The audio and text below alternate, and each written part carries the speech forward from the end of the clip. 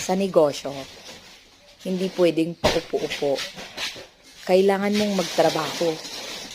Kasi, pag hindi ka naging hands-on, Diyos ko, ma-expire lahat ang mga paninda mo. Maniwala ka. Hindi porket sinabi nilang oo, tapos na ang trabaho. Kailangan mo ring maging bodigero, dicer, kargador, everything you will do para malaman mo ang pasikot-sikot at bawat anggulo ng negosyo or ang nangyayari sa negosyo mo.